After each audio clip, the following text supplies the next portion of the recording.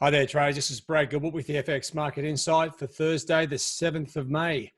All right, as we come into the Asian session here now, there's not much of a lead really, as we have been having the last month or two through the equity markets. Once again, the market's pretty neutral in my eyes, especially in comparison to what's been going on. And that's sort of flowing through into the Asian equities as well, where there's very little activity. Now, we're in this twilight zone of where the rollback of the lockdowns is creating a lot of tension, and there's a lot of concerted attention pointed towards China. Now, the dollar index, as we identified sort of earlier in the week, would come back stronger.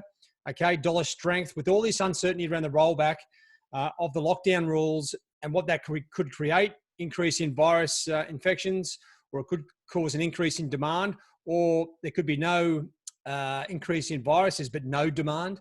Okay, all these uncertainties, that's going to give the US dollar a bit of an underfooting as we go forward from here.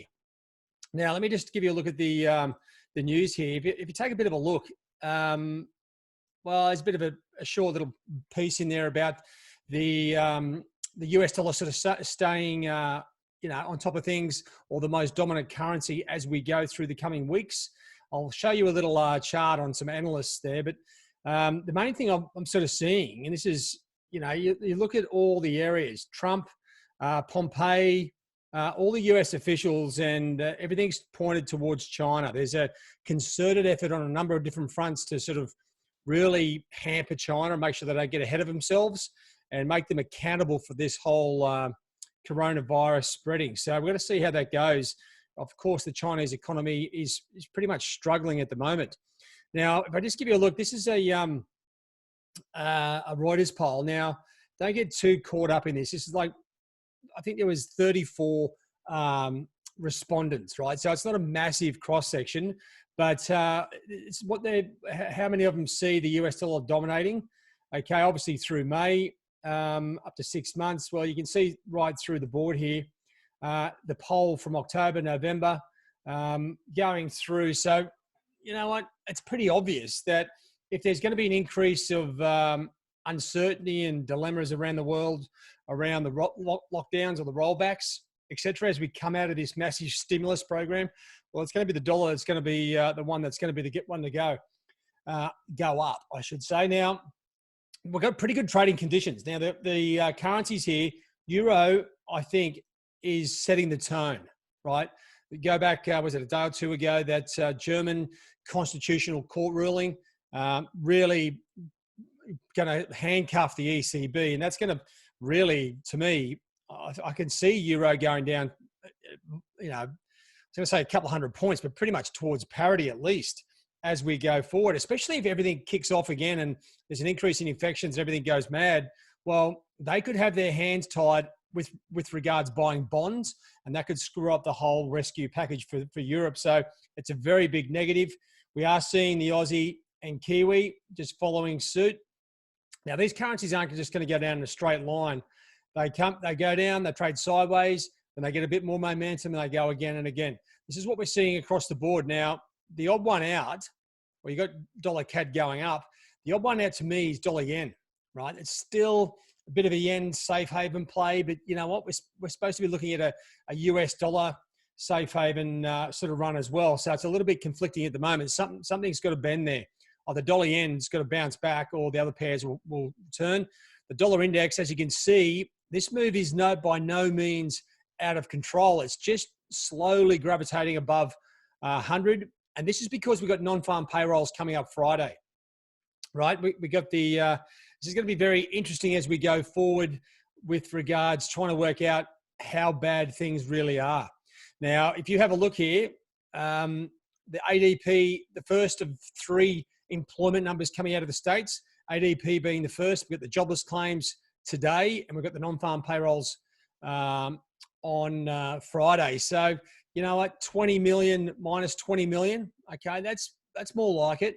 Right. But you know what? Once again, it's pretty much on expectations. I was expecting potentially above minus 30. That's probably why the equity markets haven't moved so much, because the data is pretty much spot on, and it's no real surprise to the market. It's not better. It's not worse than forecast, We have to see how the next claims go, but it will come down to the non-farm payrolls, that's for sure. And as we go into today's trading, don't forget we've got the Bank of England. Okay, they're going to have their turn to come out and see if they can come up with some sort of miracle cure. But just coming back to those charts, to me, it's like selling euro on rallies has got to be the play. The only way euro's going up is if the US dollar weakens, right? And at this stage, I can't see a reason why the US dollar would pull back. The non-farm payrolls on Friday may give us some clues to that.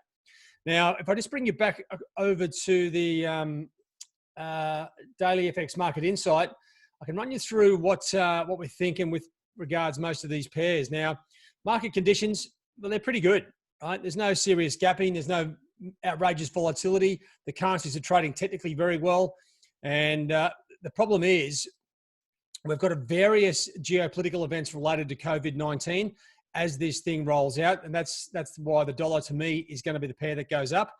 And it's no surprise, right? If you've been following, these FX market insights or a lot of our stuff, you'll see that by Wednesday, right, by the end of Wednesday trading in North America, the active pairs, this list gets very highly populated, right?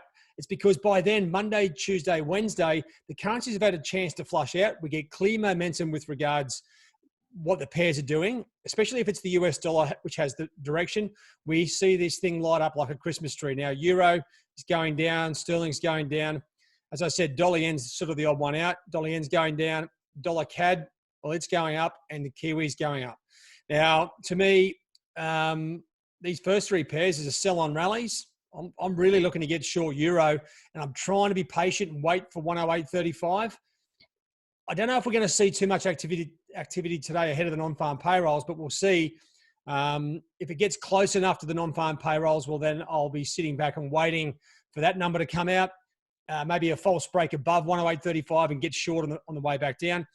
The analyst pick, well, the same as basically yesterday. The level is now 108.35, but this trade, if you're using our trading software, you set up Trendline Trader and it tracks the trend line anyway. So I don't need to update it, as I don't need to update my charts or my order entry level. That's automatically updated by Trendline Trader. So make sure you are abreast of that.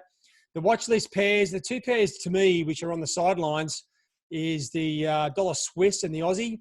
They just haven't gone yet. The other pairs are already going, right, on hourly and sort of daily charts, but these pairs just haven't gone yet. Now, there's good momentum on the downside, of course, with the Aussie. It's following the other pairs, and the US dollar, as the US dollar rallies, it's coming off, and so is the Swiss going up, but they aren't quite there yet. I think buying a break of dollar Swiss above 97.70 looks pretty good. Whereas the Aussie, I've benched it for the moment. It just doesn't, it's just lost its mojo. It doesn't have a lot of momentum. Now, as I said, we've got a number of things coming out today. The central banks, obviously, usually we would be buzzing, but I think they've all pretty much got their hands tied. They're just sort of reiterating what they've been saying. Now, we've got the second US employment number this week, the jobless claims. It'll be interesting to see what that has.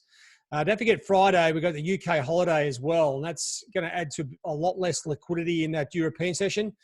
But the main focus for me, and this isn't just necessarily about trading this event, it's about trading for the next week or two.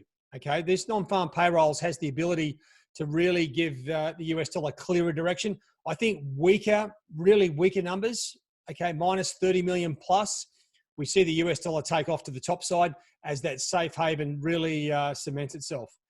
And that's pretty much what I'm looking at. All right. So don't forget, you can come through and check the analyst picks. You can get a bit more detail around that trading opportunity. But for me and for now, it's, dollar strength, sell rallies on most of these pairs. It's where the cash is. All right, guys, have a good trade day. Cheerio.